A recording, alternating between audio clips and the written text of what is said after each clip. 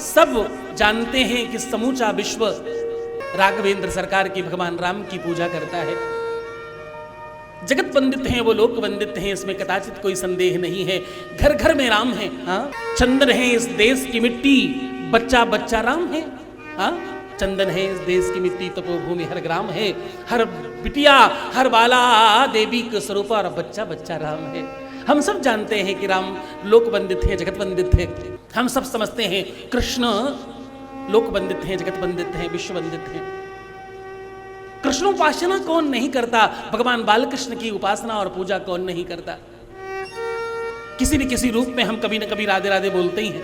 हाँ, जय श्री कृष्णा बोलते ही हैं। लेकिन मैं क्षमा चाहूं, आपने कभी भी भगवान राम के बच्चों के मंदिर न देखे होंगे। हाँ, आपने लवकुश के मंदिर न देखे होंगे। आपने सीता का भी मंदिर अकेला बहुत सारे न देखे होंगे। ना तो आपने लवकुश के मंदिर देखे होंगे, ना आपने सीता के बहुत मंदिर देखे होंगे। हाँ, और ना तो तुमने अनिरुद्ध और प्रद्युम्न के मंदिर देखे होंगे। भगवान कृष्ण के भी बच्चों के मंदिर तुमने बहुत सारे न देखे होंगे। लेकिन भगवान शंकर के बच्चों के मंदिर तुमने खूब देखे होंगे, इसमें कदाचित संदेह नहीं। तुम गणेश जी को भी जानते हो और तुम कार्तिक भगवान को भी जानते हो। हाँ, बिना गणेश जी की पूजा के तुम्हारा कोई कार्य प्रारंभ नहीं होता। पूरा विश्व जब परेशान हो तो परमात्मा का, ईश्वर का आराधन करता है, देव को मनाता है। और जब देवता परेशान हो तो क्या होता है मालूम? वो कार्तिक भगवान को मनाते हैं, क्योंकि वो देवताओं के सेनापति हैं। कोई आफत आए तो वही बचाते हैं। हाँ? आप उनकी गाथा सुनने जा रहे हो, जिनके दोनों के दोनों बच्चे तक पूजे जाते हैं। और बच्चों की बात कौन करे? इनकी धर्मपत्नी निरंतर पूजी जाती है। इनके बगैर तुम सुहागिन नहीं हो सकती। तुम जिस गौरी से उठाकर सिंदूर लगाते हो, इनकी ही धर्मपत्नी का नाम है गौरी। हाँ, गौरा इन्हीं की धर्मपत्नी है। नवरात्रि में तुम जिनकी पूजा 9 दिन कर रहे हो, वो इन्हीं की धर्मपत्नी है। उनके अनन्य रूप है। और पत्नी की, बच्चों की, इनकी स्वयं की कौन बात करे? असिगिर समम स्यात् का जलम सिंधु पात्रई सुरतरुवर शाखा लेखनी पत्र मुरवी लिखति यदि गृहीत्वा शारदा सर्वकालम तदब तब गुणानाम मीश पारम न याति। इनकी गाथा का वर्णन कौन कर सकता है? मैं तो ये कहूं कि इनका तो ड्राइवर भी पूजा जाता है।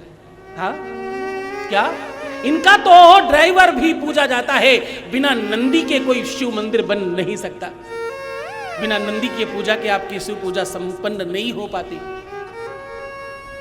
आप उस देव की गाथा सुनने जा रहे हो जो देवताओं का भी देवता है। इसे महादेव कहा जाता है। क्या कहा जाता है? महादेव कहा जाता है। अपने घर के जूठे चावल, जिन चावलों से आप रोज भोजन बनाते हो, वही चावल निकाल लीजिए। 27 चुटकी से करना है। और चुटकी केवल 3 उंगलियों से बनती है, जिसमें मिडिल फिंगर नहीं लगाते और छोटी वाली उंगली नहीं लगाते। अब ये बची हुई 3 उंगलियां, इन 3 उंगलियों से जितने चावल उठ रहे हो उतने उठाओ 27 बार और एक पात्र में रख लो। और इन चावलों को के ऊपर अपने ही घर की थोड़ी सी हल्दी रखो और इनके ऊपर 7 काली मिर्च रख लो। बहुत गौर से सुनना।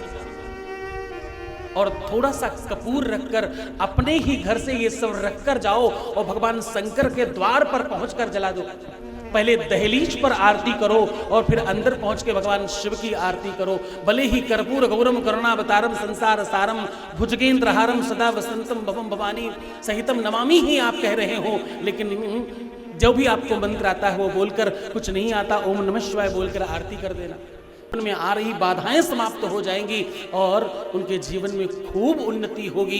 किसी भी प्रकार का कोई संकट नहीं आने पाएगा उनको। ये दया और कृपा करुणा का अनूठा संगम है और बड़ा सौभाग्य। शुभ मुहूर्त है। महाराष्ट्रियंस को पता होगा कि ये आज का दिन बड़ा शुभ है। आज और कल इतना बड़ा मुहूर्त है इस भूमि के लिए कि आसपास के सारे होटल और धर्मशाले सब बुक हैं। हाँ? एक तो विशिष्ट मुहूर्त है। ये वो मुहूर्त है जिसमें लोग अपने पितृदोष की, अपने वंश दोष की, अथवा काल सर्पयोग की, अथवा मंगल दोष की पूजा कराने के लिए त्र्यंबकेश्वर महादेव के दरबार में पधारते हैं। यहाँ उनके चरणों में नतमस्तक होते हैं बारंबार। इतना विशुद्ध और सात्विक और श्रेष्ठ मुहूर्त प्राप्त हो रहा है और भूमि अतिशय पवित्रतम है। कहते हैं नासिक, जब पापों का नाश करने की क्षमता जिस भूमि में हो उसको नासिक त्र्यंबकेश्वर कहा जाता है। त्रिजन्म पाप संहारम, शिव की वो कृपा, वो करुणा का अद्भुत सार है इस भूमि में, इस जगह में, इस स्थान में, इस भूमि में एक अलौकिकता है और मैं सत्यता कहूं एक स्पंदन है इस भूमि में। यहां एक एक कंकड़ कंकड़ में शंकर का दर्शन है। क्या है? एक एक छोटे छोटे कंकड़ में भी शंकर का दर्शन है।